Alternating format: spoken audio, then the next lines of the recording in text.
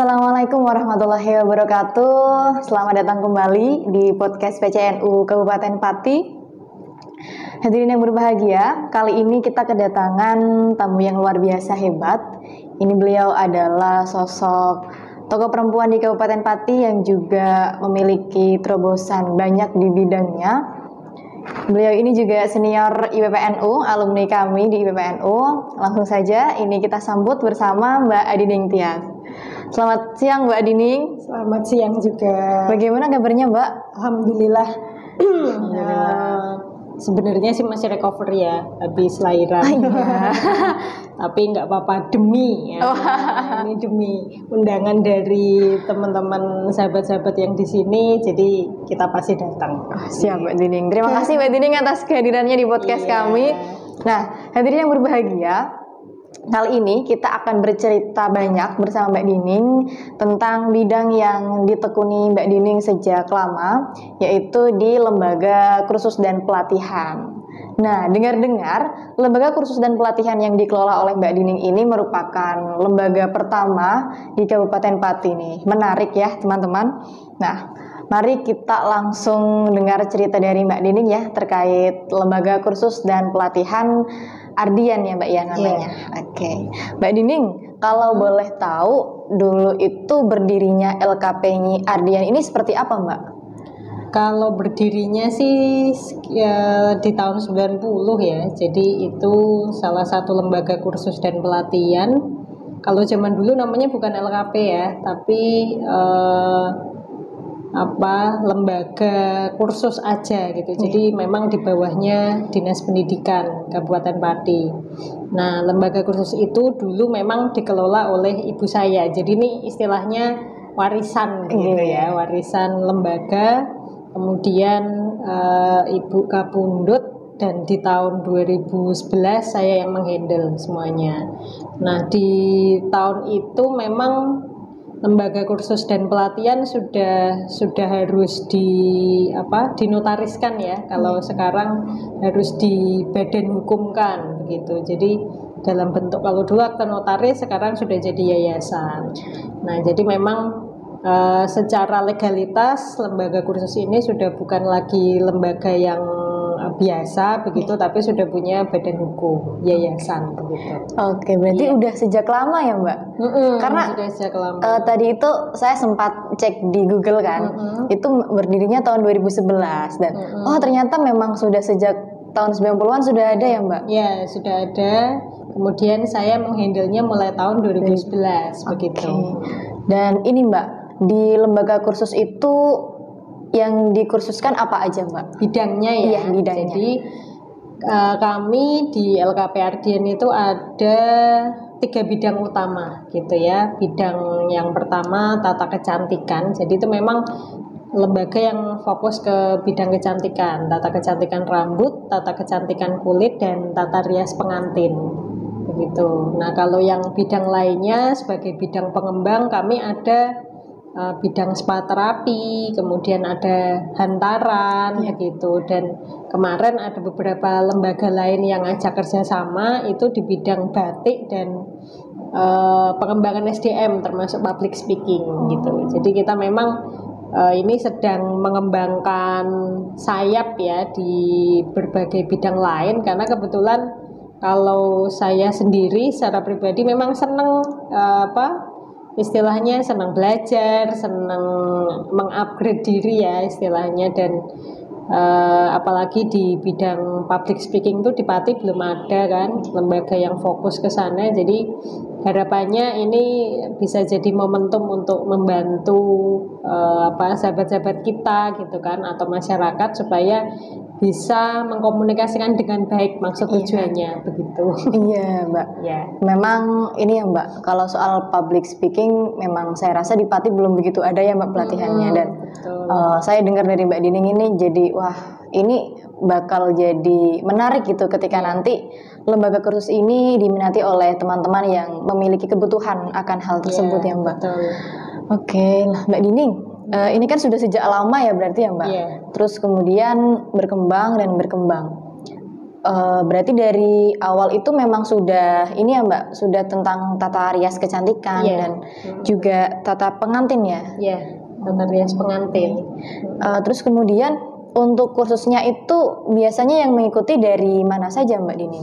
Kalau kursus umum ya, jadi memang kalau kita bicara pendidikan itu kan ada yang formal dan non formal. Kalau formal kan kita tahu ya, misalnya dari usia 7 tahun sampai 12 begitu, SD dan sebagainya, sampai SMA sederajat gitu kan.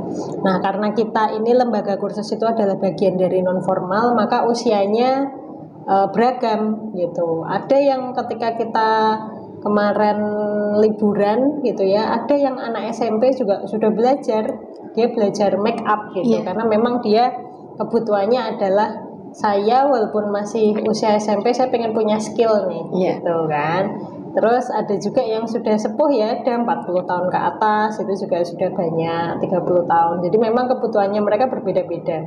Ada yang memang sekedar istilahnya kebetulan mengisi liburan gitu ya, mengupgrade skill. Ada yang memang dia arahnya berwirausaha. Tapi memang rata-rata yang kursus di LKP itu arahnya dia membuka usaha sendiri. Walaupun memang kami setiap kali selesai kursus gitu ya, selesai kursus kan ada evaluasi atau namanya ujian lokal gitu. Nah, setelah ujian lokal kita memang meminta mereka untuk ya paling tidak magang atau kerja dulu lah, supaya memahami dunia kerja begitu kan, sebelum mendirikan sebuah usaha. Nah, karena memang modal itu penting. Jadi sebelum memimpin itu kan ada baiknya dipimpin dulu. Nah, makanya kita programnya salah satunya juga magang atau bekerja di tempat yang lain dulu begitu. Jadi memang nggak langsung buka usaha gitu. Berarti difasilitasi terlebih dahulu ya Mbak untuk magang seperti itu? Ya, kita memang mengelingkan ya, istilahnya menghubungkan dengan alumni-alumni gitu. Jadi alumni yang sudah buka usaha kita calling lagi, butuh tenaga kerja nggak? Biasanya mereka memang ini sih sudah calling sendiri kalau butuh tenaga kerja kan. Mbak, aku butuh berapa orang misalnya, spesifikasi ini gitu kan.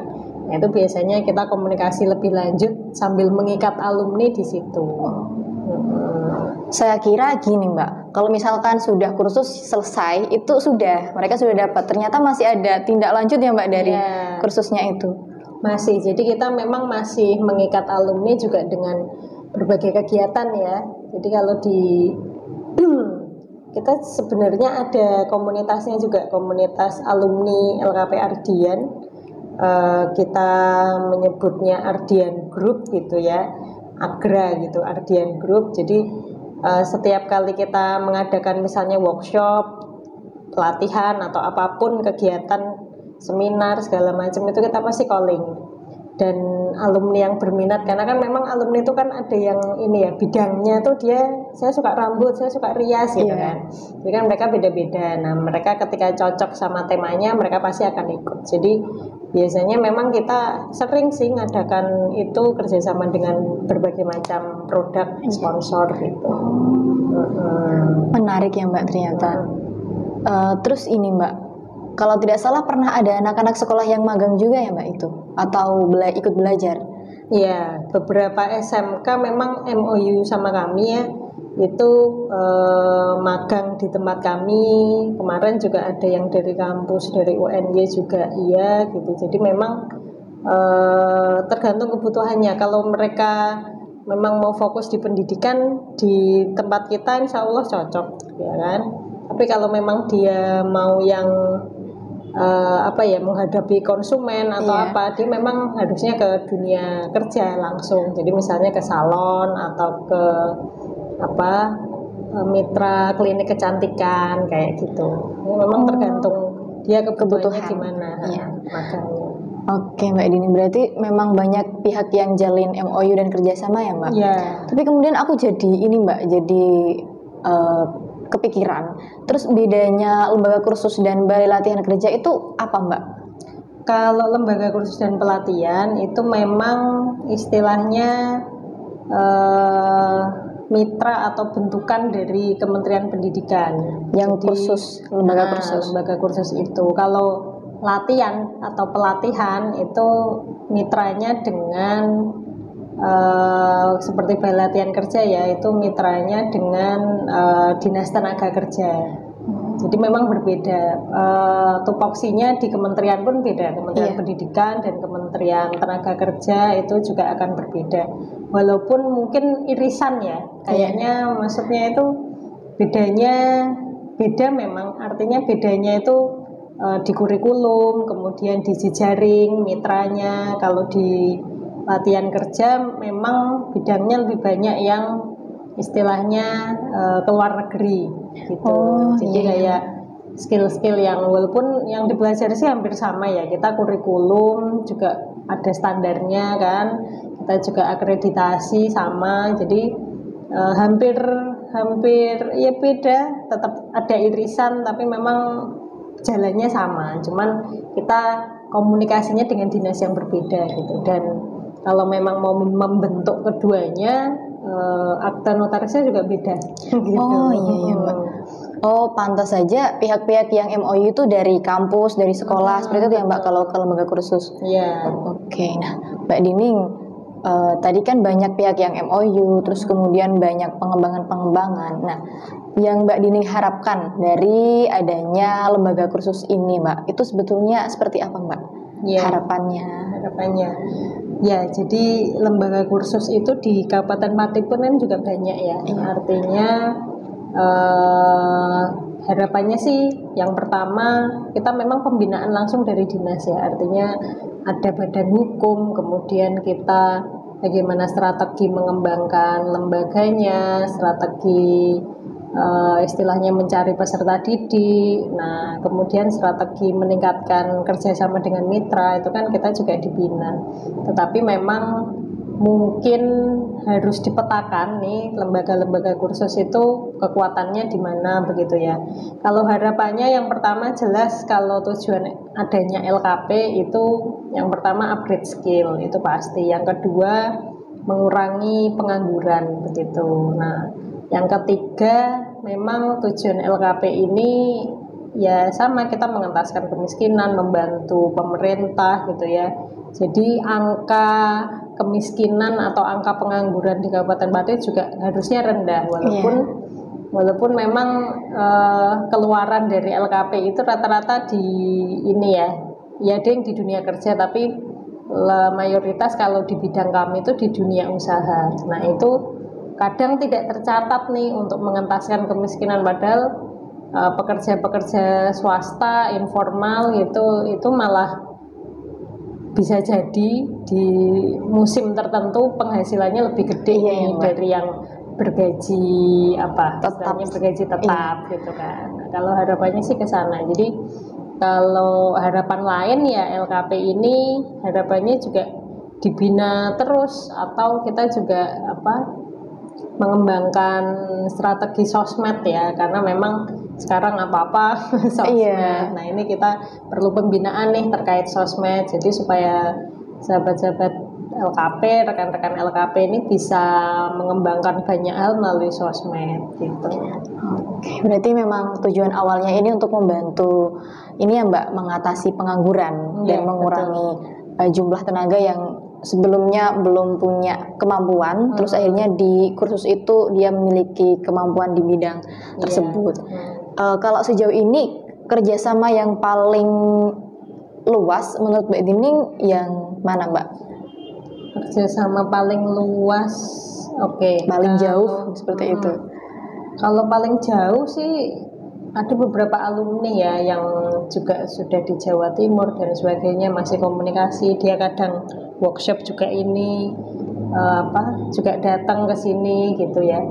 Kalau paling jauh dan paling luas tentunya dengan dinas dan alumni sih, alumni yang tersebar gitu. Jadi ya semua, kalau di ADART kami di Ardian Group itu kan karena dia bentuk tidak hanya komunitas, sudah punya DART kita itu sudah bentuk organisasi, tapi memang belum badan hukum ya, karena badan hukumnya dia di bawah yayasan.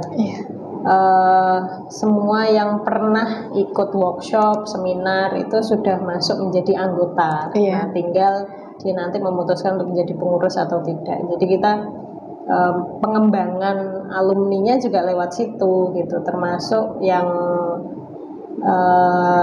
sosmed. Kita juga punya YouTube juga di LKP Ardian, YouTube, TikTok, Instagram, Facebook semua punya gitu ya. Kita sering komunikasi sama alumni untuk ngisi juga, jadi sukses story dari mereka supaya bisa memotivasi nih teman-teman yang minat di bidang yang sama gitu. Berarti banyak alumni-alumni yang sudah berhasil ya Mbak ya dari kursus. Alhamdulillah. Jadi parameter keberhasilannya, satu memang dia mendirikan usaha, yang kedua continue, yang ketiga dia mampu merekrut. Nah itu kalau sudah berkembang itu dia rata-rata sudah bisa merekrut tenaga kerja kan. Bahkan ada beberapa alumni yang memang sudah mampu merekrut tenaga kerja kontrak gitu. Jadi sudah setiap punya tenaga kerja dikontrak, gajinya pun juga UMR, belum bonus gitu kan. Jadi ya alhamdulillah sudah memenuhi kalau saya bilang kalau sudah berani gaji UMR itu berarti sudah memenuhi standar. Gitu. Karena kadang kalau di non sewu memang kalau di non formal ya, misalnya kayak di toko atau di itu memang masih di bawah UMR. Iya kan? Dan tapi kalau ditambah-tambah bonus biasanya sudah bisa sih UMR. Tapi kalau gajinya, upahnya itu memang rata-rata belum sampai itu. Makanya ketika beberapa alumni sudah mampu seperti itu, wah ya alhamdulillah sekali sudah bisa, istilahnya sama sih membantu pemerintah juga gitu kan, mengurangi angka kemiskinan dan pengangguran. Baik. Nah, pemirsa, ternyata betul nih keberadaan lembaga kursus Ardian khususnya ini sudah bisa membantu mengurangi tingkat kemiskinan dan pengangguran di Indonesia. Terbukti kan tadi dari sebaran alumni-alumninya yang luas, kemudian lulusan-lulusan kursus yang juga sudah membuka usahanya sendiri dan merekrut orang-orang untuk bekerja. Ini menarik sekali. Nah, kemudian saya jadi tertarik, Mbak. Suka dukanya menjalankan LKP ini seperti apa sih, Mbak? Iya, kalau sukanya itu memang kalau feel pendidik itu memang beda ya, mungkin ya. Jadi saya merasakan emang ngajar itu dengan kurikulum sama tapi metode berbeda itu hasilnya juga beda. Artinya itu kalau memang feel-nya adalah pendidik, pengajar gitu, jadi dia selalu mengembangkan hal baru, terutama metode. Mungkin kalau kayak buku, modul gitu ya, dalam rentang waktu berapa tahun itu sama sebenarnya, cuman metode pengajarannya yang beda. Nah itu kalau sukanya sih ngajarnya itu suka ngajarnya. Kemudian ketika kita interaksi dengan peserta didik ya, dengan murid, kita kan nggak hanya bicara soal materi pelajaran kan, tapi kita juga belajar juga dari mereka. Artinya kita menggali, misalnya dia dari keluarga yang seperti ini, dia motivasi ikut kursus apa gitu. Jadi kita senangnya itu belajar banyak karena bisa interaksi kan.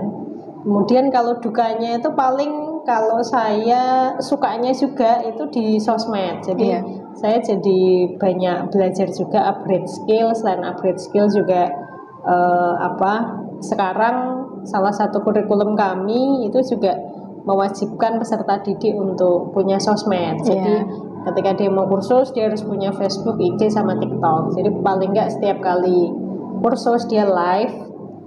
Kemudian kalau di tempat kami itu kan ada ini ya, sebelum praktek dan setelah praktek gitu, before after gitu kan. Nah itu juga dikemas, jadi didesain, kita ajarin juga. Kemudian kalau dukanya sih, kalau saya sih paling administratif ya. Jadi ngurusin berkas gitu ya. Walaupun ada yang bantu, tapi memang itu butuh kerapihan, ketelitian gitu ya. Itu yang memang kalau saya memang harus sabar kalau kalau berkas-berkas administrasi misalnya, kemudian laporan, nah itu memang yang agak-agak males gitu. Tapi kalau kayak ngajar, metode apa segala macam, insya Allah sih kita ini seneng gitu, karena kita feel-nya gitu aja. Oke, terus untuk sekarang berarti masih banyak yang kursus ya Mbak? Masih sering? Ya, jadi kalau di kelas di LKP itu rata-rata ada namanya kelas reguler. Kelas reguler itu yang sehari-hari. Iya. Memang kalau di bidang kami itu kan beda sama misalnya kayak bidang bahasa atau komputer atau apa. Jadi satu kali peserta didik masuk, dia andaikan tidak ada yang lain, misalnya dia cuma satu gitu ya, ya udah langsung diajar gitu kan, seperti itu.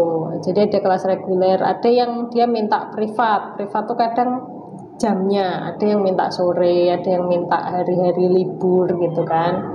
Nah itu tentu dengan biaya yang berbeda gitu ya. Kemudian yang ketiga ada yang namanya kelas kita pengajuan proposal ke Kementerian Pendidikan, jadi gratis, dibiayai Kementerian Pendidikan melalui program kecakapan kerja namanya, atau program kewirausahaan. Ada 2 program itu, dibiayai pemerintah sampai ujian, sampai penempatan kerjanya, penempatan lulusannya. Jadi itu, tapi kalau yang namanya program pemerintah kan memang deadline-nya kita nggak tahu ya, artinya kadang kita sudah mengajukan ini, nah ternyata kuotanya kurang, sudah habis misalnya atau apa kayak gitu. Jadi memang ada beberapa kelas yang kita adakan. Oh berarti setiap hari ada ya Mbak kalau di LKP itu, atau mungkin satu periode atau 1 bulan, 1 minggu atau bagaimana? Kalau masuknya sih kita ada yang seminggu 3 kali. Kita rata-rata jarang yang tiap hari. Kenapa? Karena memang murid atau peserta didik itu kesulitan membawa model. Iya. Itu. Jadi salah satu kendala dari kursus kecantikan, karena kita memang jasa ya, itu ya harus bawa model. Kalau alat kosmetik bisa beli kan, tapi kalau orang kan harus janjian dulu, harus sesuai spesifikasinya. Misalnya kita mau praktek misalnya keriting gitu ya, keriting rambut. Nah, spesifikasi rambut yang bisa dikeriting yang seperti apa gitu kan. Nah, itu yang kita cari. Atau praktek pelurusan rambut. Nah, spesifikasinya kan beda-beda. Ada yang dia harus misalnya awalnya dia rambutnya harus keribu, atau rambutnya harus yang rambut rusak gitu kan, beda-beda. Makanya itu yang sebenarnya kendala juga untuk masuk tiap hari gitu. Kekonsistenannya itu susah karena cari orang juga sulit kan gitu. Itu sih. Oke. Terus kemudian ini Mbak, mungkin pesan Mbak Dining untuk para pemirsa yang menyaksikan tentang mungkin yang ingin melatih skillnya di bidang-bidang di LKP, barangkali Mbak silahkan. Oh iya. Jadi untuk teman-teman masyarakat yang ingin melatih atau mengupgrade skillnya, silahkan salah satu pendidikan non formal bisa ke LKP ya. Jadi di LKP di Kabupaten Pati itu sudah banyak, dan memang tinggal dicari aja track recordnya, apakah dia sudah berbadan hukum, kemudian kurikulumnya seperti apa gitu ya, kemudian mitra-mitranya seperti apa, itu bisa dicari informasinya melalui itu. Yang kedua, bidang yang diminati itu apa gitu, karena memang kalau melalui LKP jamnya terkadang lebih fleksibel. Jadi kalau kita ada di sekolah formal gitu ya, itu kan pagi sampai sore gitu ya, tapi kalau di lembaga yang non formal itu jamnya bisa dinegokan. Nah itu yang salah satu keuntungannya. Kemudian yang ketiga, mitranya memang lebih banyak. Jadi kalau sudah berbicara LKP, tentunya dia sudah bekerja sama dengan dunia usaha atau dunia industri atau dunia kerja. Jadi memang ya tinggal kita nanti berjejaring gitu ya dengan mereka. Kemudian kita kepengennya setelah kursus kemana nih gitu. Nah itu bisa dikomunikasikan sama pihak LKP-nya begitu. Jadi silakan gitu, kalau mau ke LKP Ardian juga monggo gitu ya. Sambil promosi jadinya. Kalau mau ke LKP Ardian itu tadi bidang-bidangnya, silakan bisa komunikasi langsung dengan kami. dan apa ya, dinikmati saja ya, proses-proses kursusnya, proses pendidikannya, karena jelas kita menggunakan pendidikan orang dewasa begitu. Jadi memang di pendidikan kursus kita juga ada pendidikan karakter juga sih. Jadi di pendidikan kursus walaupun bukan sekolah formal ya, yang jamnya misalnya jam 7 sampai jam 4 gitu ya, tapi kita tetap menerapkan nilai-nilai itu. Jadi supaya ketika kita masuk ke dunia kerja, kita masih ingat nih sama nilai-nilai itu, nilai-nilai positif, sehingga ketika nanti menjadi alumni pun atau jadi lulusan pun gitu, kita tetap bermanfaat ya bagi asal lembaga kursusnya, bermanfaat bagi masyarakat, yang penting itu ya. Baik, terima kasih Mbak Dining. Nah, pemirsa, usaha tata rias kecantikan memang akhir-akhir ini kan lagi trending-trendingnya ya. Dan kalau barangkali teman-teman ingin belajar tata rias kecantikan atau di bidang-bidang yang tadi sudah kita bahas, akan sangat cocok ketika belajar terlebih dahulu di lembaga kursus, dan LKPRDN ini menjadi salah satu alternatif pilihan yang bisa teman-teman pilih untuk mengikuti kegiatan kursus. Begitu teman-teman. Nah, mungkin untuk sesi ini kita cukupkan sampai di sini. Semoga di lain waktu kita bisa berbagi hal yang lebih banyak lagi. Mungkin terakhir Mbak Dining, saya mohon untuk closing statement, Mbak. Silakan Mbak Dining. Iya, dari saya untuk semua yang melihat podcast ya, yang pertama, selalu jangan pernah menyerah atau jangan pernah capek untuk belajar mengupgrade skill, karena memang investasi leher ke atas itu luar biasa, bisa digunakan sampai kita tua gitu ya, sudah umurnya sudah sepuh, kita masih, kecuali lupa ingatan gitu ya itu masih bisa dipakai. Kemudian yang kedua, teruslah berbuat positif ya, berbuat baik, sehingga itu juga menjadi investasi. Ketika kita berbuat baik sama orang, investasinya adalah kita tentu juga akan dinilai baik dan diajak kerjasama begitu. Jadi jangan pernah jangan pernah capek untuk belajar, dan teruslah untuk berbuat baik begitu. Terima kasih. Terima kasih Mbak Dining. Senang sekali bisa berbincang bersama tokoh luar biasa hari ini teman-teman. Mbak Dining, seorang perempuan dari Kabupaten Pati yang sudah berjuang untuk membantu mengentaskan kemiskinan dan angka pengangguran di Kabupaten Pati. Sekali lagi saya mohon apresiasi untuk Mbak Dining, ini senior saya sendiri teman-teman. Terima kasih. Kurang lebihnya mohon maaf, sesi podcast kali ini cukup sampai di sini saja. Saya menutup perjumpaan kita sore hari ini dengan salam dan juga dengan salam hangat dari kami. Wassalamualaikum warahmatullahi wabarakatuh. Sampai jumpa di lain waktu.